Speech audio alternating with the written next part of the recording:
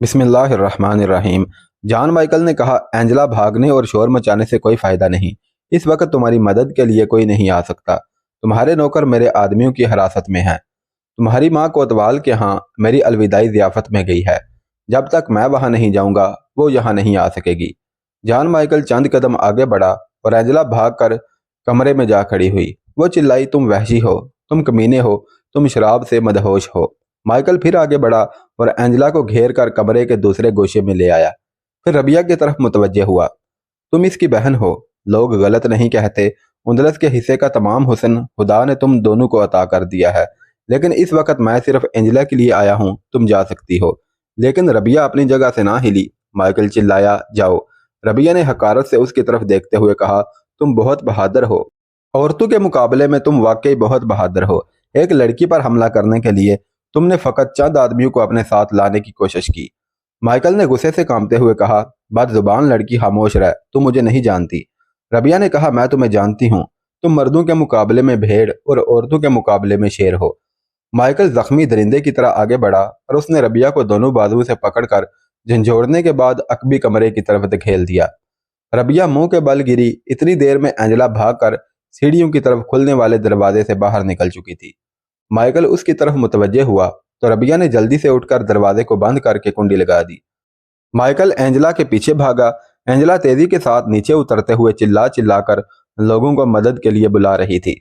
निसफ सीढ़ियां उतरने के बाद उसने महसूस किया कि महल में उसकी आवाज पर लब्बैक कहने वाला कोई नहीं। उसे रबिया का ख्याल आया और उसके पांव वहीं रुक गए। अचानक उसे नीचे से चंद आदमियों के कहकहे सुनाई दिए। सीढ़ियों की शम्मा जल रही थी। उसने जल्दी से हाथ मारकर शम्मा नीचे गिरा दी। माइकल के आदमी कहकहे लगाते हुए ऊपर आ रहे थे। एंजेला को ख्याल आया कि अगर वो बलाई मंजिल की बाहर की गैलरी तक पहुंच जाए तो वहां से उसकी चीहो पुकार कले के दरवाजे के पहरेदारों तक पहुंच सकेगी। वो दबे पांव ऊपर चढ़ी। जीने के आखिरी मोड़ पर उसे एक खौफनाक कहकहा सुनाई दिया और वो माइकल के मजबूत बाजुओं की गिरफ्त में आ चुकी थी। वो चिल्ला रही थी, जालिम दगाबाज, मुझे छोड़ दो। जॉन माइकल ने ऊपर आने वाले सिपाहियों को आवाज दी, तुम अब कले के दरवाजे पर खड़े रहो। जब तक मैं इजाजत ना दूं इस तरफ कोई ना आए। सिपाही लौट गए और माइकल तड़पती, चीखती और चिल्लाती हुई एंजेला को अपने बाजुओं की आहनी गिरफ्त में लिए फिर उसी कमरे में दाखिल हुआ जहां थोड़ी देर पहले रबिया और एंजेला खाना खा रही थी। उसने एक हाथ से दरवाजा बंद करते हुए कहा, शोर मचाने से मेरा कुछ नहीं बिगड़ेगा, तुम्हारी ही रिसवाई होगी। मैं तुम्हारे बाप से नहीं डरता। उसने हमारे साथ अपने ज़बीर का सौदा किया है और हम उसकी कीमत अदा कर चुके हैं। बादशाह मेरे खिलाफ उसकी कोई शिकायत नहीं सुनेगा। एंजेला ने दोनों हाथों से उसका मुंह नोचते हुए कहा, मुझे छोड़ दो, वहशी कमीने, मुझे छोड़ दो। वो उसके मजबूत हाथों की गिरफ्त में तड़प रही थी। अचानक जॉन माइकल बिलबिला उठा। उसके हाथ की उंगली एंजेला के दांतों में आ चुकी थी। उसने दूसरे हाथ से एंजेला का गला दबाकर अपनी उंगली छुड़ाई। उसके बाद माइकल पागल हो चुका था। उसने एक हाथ से एंजेला को गले से पकड़ रखा था और दूसरे हाथ से उसका लिबास नोच रहा था। अचानक अकब के कमरे का दरवाजा खुला। रबिया हाथ में बर्छा लिए दबे पांव आगे बढ़ी। माइकल की पीठ उसकी तरफ थी, लेकिन एंजेला उसे देख चुकी थी। रबिया ने माइकल के करीब पहुंचकर पूरी कुव्वत से बर्छा मारा और वो एक पलटा खाने के बाद नीचे गिर पड़ा। बर्छे की तेज नोक उसके सीने के आर पार हो चुकी थी। एंजेला रबिया के साथ लिपट गई। वो सिसकियां ले रही थी। रबिया, मैं समझ रही थी कि तुम मुझे छोड़कर भाग गई हो। रबिया ने कहा, मुझे बर्छा तलाश करने में देर लगी। मुझे बाहर के कोने की सीढ़ी से उतरकर अहमद के कमरे में जाना पड़ा, लेकिन तुमने इसे कत्ल कर दिया। अब क्या होगा? नहीं नहीं रबिया, तुमने इसे कत्ल नहीं किया, उसे मैंने कत्ल किया है और मैं बड़ी से बड़ी अदालत के सामने इस बात का जवाब दे सकूंगी कि मैंने इसे कत्ल क्यों किया है। अभी इसके सिपाही आ जाएंगे। तुम अपने कमरे में चली जाओ। रबिया, जल्दी करो, खुदा के लिए। रबिया ने इत्मीनान के साथ जवाब दिया, नहीं एंजेला, तुम मुझे इस नेकी के सवाब से महरूम ना करो। नहीं रबिया, मैं तुम्हें ऐसा नहीं करने दूंगी। रबिया ने कहा, एंजेला, तुम्हारा लिबास, तुम्हारा सारा जिस्म उरियां हो रहा है, चलो अपना लिबास तब्दील करो। एंजेला ने कहा, पहले यह वादा करो कि तुम इस मामले में खामोश रहोगी। रबिया जवाब देने के बजाय उसे बाजू से पकड़कर खींचती हुई उसके कमरे की तरफ ले गई। गैलरी में कोई ना था। माइकल के आदमी नीचे शोर मचा रहे थे। वो छोटा सा कमरा जिसमें एंजेला के कपड़े और आराइश का दूसरा सामान था, उसके सोने के कमरे के पीछे था। एंजेला ने उसके कमरे का दरवाजा खोला। अंदर तारीकी थी, इसलिए रबिया ने दूसरे कमरे से शम्मा उठाकर अंदर रख दी और एंजेला से कहा, तुम जल्दी से अंदर जाकर लिबास तब्दील करो, मैं यहाँ खड़ी हूँ। جب اینجلا لباس تبدیل کر رہی تھی، ربیہ نے دروازہ بند کر کے باہر سے کنڈی لگا دی۔ اینجلا اندر سے چلا رہی تھی، ربیہ خدا کے لیے دروازہ کھول دو۔ ربیہ نے کہا، اینجلا خدا حافظ۔ اس نے اندر سے کہا، نہیں نہیں، زندگی اور موت میں میرا اور تمہارا ساتھ تھا، تم میرے ساتھ دھوکہ کر رہی ہو۔ ربیہ دروازہ کھول دو، میں وعدہ کرتی ہوں کہ میں خاموش رہوں گی۔ نہیں اینجلا، میں جانتی ہوں جب وہ بھیڑیوں کی طرح میری بوٹیاں نوچیں گے تم سے دیکھا نہیں جائے گا، تم خاموش نہیں رہ سکو گی۔ اینجلا نے کہا، ربیہ میری بات سنو، کیا یہ ممکن نہیں کہ ہم یہاں سے فرار ہو جائیں؟ ربیہ نے کہا، تم جانتی ہو کہ اس قسم کی کوئی کوشش کامیاب نہیں ہو سکتی۔ اول تو یہ ممکن نہیں، لیکن اگر ہم کسی طرح قلعے سے باہر بھی نکل جائیں تو شہر میں ہمارے لیے کوئی جائے پناہ نہیں۔ صبح تک ہر گھر پر فوج کا پہرا ہوگا۔ اگر ہم شہر سے نکلنے میں بھی کامیاب ہو جائیں تو صبح تک سارا شہر شکاری کتوں کی طرح ہمارا تعاقب کر رہا ہوگا۔ اینجلا، میں نے کوئی گناہ نہیں کیا، میں موت سے کیوں بھاگوں؟ میں لوشا کی عدالت میں یہ کیوں نہ کہوں کہ میں نے اپنا فرض ادا کیا ہے؟ میں ان سے رحم کی التجا بھی نہیں کروں گی۔ میرا باپ قوم کا غدار ہے، اسے غداری کا صلہ ملنا چاہیے۔ ممکن ہے کہ میری قربانی کے بعد اس پر توبہ کا دروازہ کھل جائے۔ ربیہ کو محل کے دروازے کی طرف آدمیوں کا شور سنائی دیا۔ وہ گیلری کی طرف بھاگی اور ایک لمحہ پیچھے جھانکنے کے بعد واپس آ کر بولی، اینجلا، لوگ دروازے پر جمع ہو رہے ہیں، شاید کوتوال کے گھر سے کوئی اس کا پتہ کرنے آیا ہے، اور شاید مائیکل کا کوئی آدمی اسے باخبر کرنے کے لیے اوپر آ جائے۔ میں جاتی ہوں اینجلا، خدا حافظ۔ نہیں نہیں ربیہ، میری بات سنو، میں موت کی آغوش تک تمہارا ساتھ دوں گی۔ سنو ربیہ، ٹھہرو۔ لیکن ربیہ جا چکی تھی۔ اینجلا کو خدا حافظ کہنے کے بعد ربیہ اس کمرے میں پہنچی جہاں مائیکل کی لاش پڑی ہوئی تھی۔ اس کا خون قالین پر منجمد ہو چکا تھا، اس کی شکل ہیبت ناک بن چکی تھی۔ ربیہ نے دوسرے کمرے سے ایک چادر لا کر اس کے منہ پر ڈال دی اور خود ایک کرسی پر بیٹھ گئی۔ تھوڑی دیر بعد اسے سیڑھی پر کسی کے پاؤں کی آہٹ سنائی دی۔ کسی نے دروازے کے قریب پہنچ کر کہا، آقا بہت دیر ہو گئی، کوتوال کے آدمی آپ کے متعلق پوچھ رہے ہیں۔ ربیہ اپنے دھڑکتے ہوئے دل پر قابو پا کر اٹھی اور دروازہ کھول کر باہر جھانکتے ہوئے بولی، ادھر آؤ، میرے کمرے میں ایک شرابی کی لاش پڑی ہوئی ہے، دیکھو، تم اسے پہچانتے ہو؟ سپاہی بدحواس ہو کر اندر داخل ہوا۔ ایک ثانیہ کے لیے اس نے ربیہ کی طرف دیکھا اور پھر جھک کر کپڑا اٹھا دیا۔ جان مائیکل، وہ بدحواس ہو کر چلایا۔ ربیہ نے کہا، تم اسے جانتے ہو؟ سپاہی نے جواب دیا، یہ شہر کا گورنر ہے، یہ فرڈینینڈ کا مشہور نائٹ ہے، یہ ملکہ کا رشتہ دار ہے، اسے کس نے قتل کیا ہے؟ کوتوال کو اطلاع دو، ربیہ نے کہا، تمہیں مجھ سے اس کے متعلق کوئی سوال پوچھنے کا حق نہیں، تم جا کر کوتوال کو اطلاع دو۔ سپاہی نے کہا، اس کے بدلے ہم سب کو پھانسی دے دی جائے گی، ہم جانے سے پہلے اس کے قاتل کو گرفتار کرنا ضروری سمجھتے ہیں۔ اس کو میں نے قتل کیا ہے، ربیہ نے کہا۔ سپاہی ایک لمحے کے لیے مبہوت ہو کر ربیہ کی طرف دیکھتا رہا۔ ربیہ نے چلا کر کہا، جاتے کیوں نہیں؟ میری طرف کیا دیکھ رہے ہو؟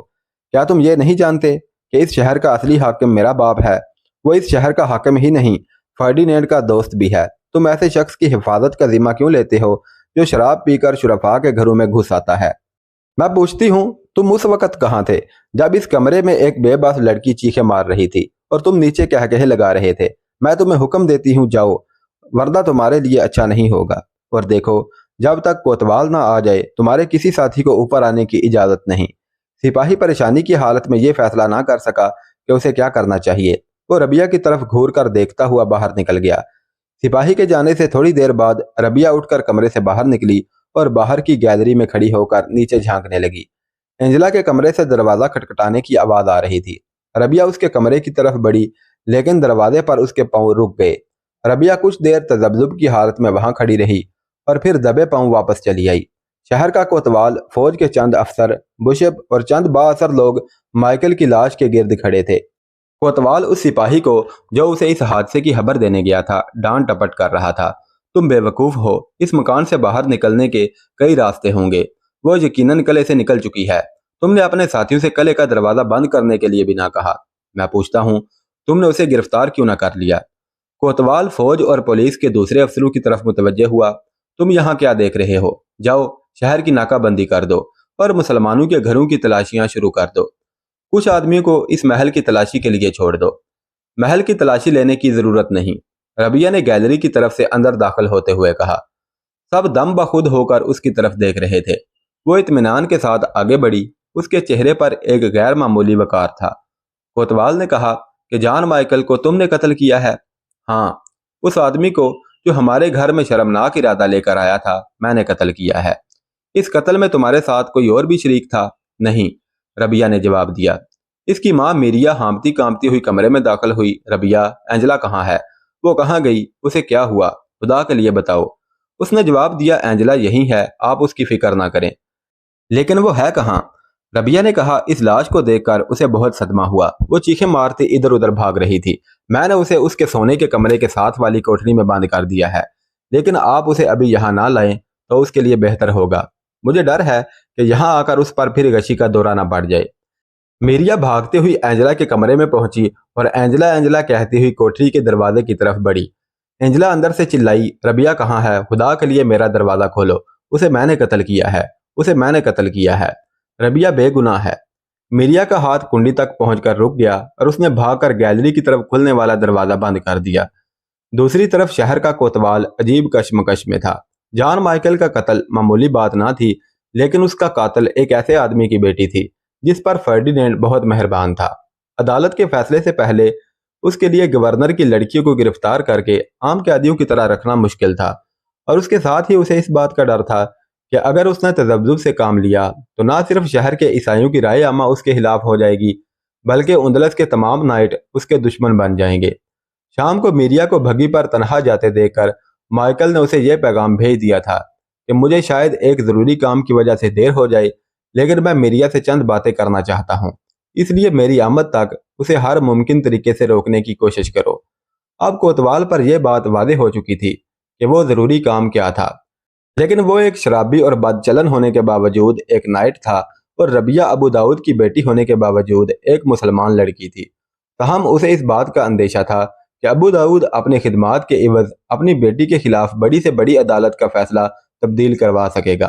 कोतवाल ने बुशब से मशवरा लिया तो उसने कहा, मेरे ख्याल में जब तक अदालत कोई फैसला नहीं देती इस लड़की को इसी कले के किसी अलहदा कमरे में बंद रखा जाए, या कम अज कम जब तक नया गवर्नर नहीं आता उस वक्त तक उसे आम कैदियों के साथ ना रखा जाए। इस दौरान में आप बादशाह सलामत से भी इस लड़की के मुतल्लिक हदायत ले सकेंगे। एक हफ्ता एंजेला शदीद बुखार में मुब्तला रही। उसे जब कभी होश आया वो रबिया रबिया कहती हुई उठ बैठती। कभी कभी वो जोश में अपने कमरे से भागकर बाहर निकलने की कोशिश करती, लेकिन चंद कदम चलने के बाद बेहोश होकर गिर पड़ती। कभी मीरिया को नौकरियों की मदद से उसे जबरदस्ती बिस्तर पर लिटाना पड़ता। वो बेबसी की हालत में चिल्लाती, मुझे छोड़ दो, मुझे उसके पास जाने दो। माइकल को मैंने कत्ल किया है, वो मेरी वजह से कत्ल हुआ है, वो मेरी जान बचाने के लिए अपनी कुर्बानी दे रही है। मीरिया घबरा कर दरवाजे बंद कर देती। शहर की खवातीन उसकी तीमारदारी के लिए आती, लेकिन मीरिया किसी न किसी बहाने उन्हें एंजेला के कमरे में जाने से रोक देती। मीरिया को यह परेशानी भी थी कि कहीं उन दिनों अबू दाऊद ना आ जाए। उसे इस बात का डर था कि वो एंजेला के लिए रबिया को कुर्बान नहीं होने देगा। एंजेला की निस्बत वो रबिया से ज्यादा प्यार करता था, इसलिए मीरिया ने उसको इस वाक़े की इत्तला ना भेजी। पहले उसे रबिया की तरफ से भी खतरा था कि कहीं अदालत में वो अपने बयान से फिर न जाए, लेकिन यह खतरा अब टल चुका था। रबिया पादरियों की अदालत में अपने जुर्म का इकबाल कर चुकी थी। अदालत के नाम मलका अजाबेला का यह हुक्म आ चुका था कि जॉन माइकल के कातिल को सख्त सजा दी जाए। माइकल के कत्ल के बाद ईसाइयों के जोशो खरोश का यह आलम था कि वह उसके जनाजे में शरीक होने से पहले कई मुसलमानों को मौत के घाट उतार चुके थे। शहर का कोतवाल अशबेलिया के हाकिम आला को लिख चुका था कि अगर इस लड़की को फौरन सजा ना दी गई तो शहर में सख्त बदअमनी का खतरा है। फर्डिनेंड को मैदान जंग में इस वाक़या की इत्तला मिली। अगर मकतूल कोई और होता तो शायद वह इस मामले को दबाने की कोशिश करता, लेकिन माइकल उसका नाइट था, वह मलका का करीबी रिश्तेदार था और मलका यह सुनने के लिए तैयार ना थी कि कातिल कौन है और उसके बाप की हिदमात क्या हैं। जॉन माइकल बहरहाल एक नाइट था और उसकी कातिल एक मुसलमान लड़की थी। 6 माह कबल ये वाक़या रोनमा होता तो शायद फर्डिनेंड या मलका अबू दाऊद की दिल आज़ारी से बचने की कोशिश करते, लेकिन अब उससे काम लिया जा चुका था। अब उसकी अनथक कोशिशों के बायस उंदलस के हर शहर में कई मिलत फरोश पैदा हो चुके थे।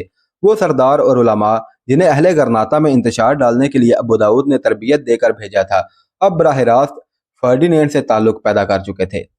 वो ज्यादा इनाम हासिल करने के लालच में अबू दाऊद की बजाय फर्डिनेंड और मलका को अपनी कारगुजारी से मुतले करते थे। बादशाह और मलका को अब यह इत्मीनान था कि उनके पास सैकड़ों आदमी ऐसे हैं जो अबू दाऊद की जगह ले सकते हैं। वो ये भी जानते थे कि गरनाता की रही सही कुव्वत मुदाफ़त कुचलने के लिए उन्हें सिपाहियों की तलवारों की ज़रूरत है, और अगर माइकल के कातिल को सजा ना दी गई तो फौज में बददिली फैल जाएगी, बड़े बड़े नाइट मुखालिफ हो जाएंगे। ملکہ نے بادشاہ سے کہا، آخر ہماری جنگ کا مقصد اس کے سوا اور کیا ہے کہ مسلمانوں سے کلیسا کی عظمت کا لوہا منوایا جائے؟ کیا کلیسا کے لیے یہ بات باعث رسوائی نہیں کہ ایک مسلمان لڑکی مائیکل جیسے نائٹ کو قتل کرے اور ہم انتقام نہ لے سکیں؟ ابو داؤد نے کلیسا سے وفاداری کا حلف اٹھایا ہے۔ وہ ہمارے سامنے کئی بار یہ کہہ چکا ہے کہ اسے مسلمانوں سے قطعاً کوئی ہمدردی نہیں۔ وہ صرف اس لیے مسلمان ہے کہ اس لباس میں وہ مسلمانوں کو دھوکہ دے کر کلیسا کی بہت بڑی خدمت کر سکتا ہے۔ اب اس کے امتحان کا وقت آیا ہے۔ اگر وہ ہمیں فریب نہیں دیتا تو اسے اس لڑکی کے ساتھ کوئی ہمدردی نہیں ہونی چاہیے جس نے ہمارے بہترین سپاہی کو قتل کیا ہے۔ وہ لڑکی مسلمان ہے اور اس نے مائیکل کو مذہبی جنون میں قتل کیا ہے۔ ہم نے ابو داؤد کی خدمات کا اسے کوئی کم صلہ نہیں دیا۔ ہم نے اسے لوشا کا گورنر بنایا۔ ہم نے اسے یہ اختیار دے رکھا ہے کہ وہ ہمارے خزانے سے جتنا چاہے خرچ کرے۔ اب وفاداری کا تقاضا یہ ہے کہ اگر ہم اسی کو مقدمے کا فیصلہ کرنے کا اختیار دے دیں تو بھی وہ اپنی بیٹی کو سزا دینے سے نہ ہچکچائے۔ فرڈینینڈ نے کہا، مجھے یہ ڈر ہے کہ جب وہ میرے پاس آئے گا میں عدالت کا فیصلہ تبدیل کرنے پر مجبور ہو جاؤں گا۔ ملکہ نے برہم ہو کر کہا، تم بادشاہ ہو اور تمہاری ملکہ یہ برداشت نہیں کرے گی کہ ایک نوکر تمہیں کلیسا کی کسی عدالت کا فیصلہ تبدیل کرنے پر مجبور کر دے۔ ملکہ کے اصرار پر بادشاہ نے نئے گورنر کو ہدایت بھیجی کہ وہ مجرم کو عدالت سے سزا دلوانے میں تاخیر نہ کرے۔ ربیہ عدالت کے سامنے کھڑی تھی۔ کمرے کے اندر اور باہر آدمیوں کا ہجوم تھا۔ پادریوں کی جیوری بشپ کو اپنا فیصلہ دے چکی تھی۔ ربیہ اپنے جرم کا اقبال کر چکی تھی۔ کوتوال اور مائیکل کے نوکروں کی شہادت کے بعد عدالت نے کسی اور گواہی کی ضرورت محسوس نہ کی۔ 2 دن قبل ربیہ نے عدالت کے سامنے جو بیان دیا تھا اس سے وہ اپنے آپ کو بدترین سزا کی مستحق ثابت کر چکی تھی۔ اس نے عدالت کا مذاق اڑایا تھا۔ اس نے کلیسا کی توہین کی تھی۔ اس نے کہا تھا، میں اس عدالت کو تسلیم نہیں کرتی جو ایک شرابی اور بدماش کو یہ اجازت تو دے دیتی ہے کہ وہ لوگوں کے گھروں میں گھس کر من مانی کرے، لیکن ایک بے بس لڑکی کو اپنی عصمت کی حفاظت کے لیے بھی ہاتھ اٹھانے کی اجازت نہیں دیتی۔ تم اس وقت کہاں تھے جب تمہارا یہ نائٹ لوگوں کے گھروں کے دروازے توڑا کرتا تھا، جب معصوم اور بے کس لڑکیاں چلا چلا کر تمہیں مدد کے لیے پکارا کرتی تھی، جب وہ کہا کرتی تھی، عدل و انصاف کے اجارہ دارو او ہماری عصمت لٹ رہی ہے، ہمیں بچاؤ۔ تمہیں مجھ پر مقدمہ چلانے کی ضرورت نہ تھی، تم مجھے مقدمہ چلائے بغیر بھی تو سزا دے سکتے تھے۔ کلیسا کی عظمت کا لوہا منوانے کے لیے تم مجھ جیسی سینکڑوں لڑکیوں کو مقدمہ چلائے بغیر موت کے گھاٹ اتار چکے ہو۔ تمہارا دامن بے گناہوں کے خون سے تر ہے۔ میرے خون کے چند چھینٹے اس کی بدنمائی میں اضافہ نہیں کر سکتے۔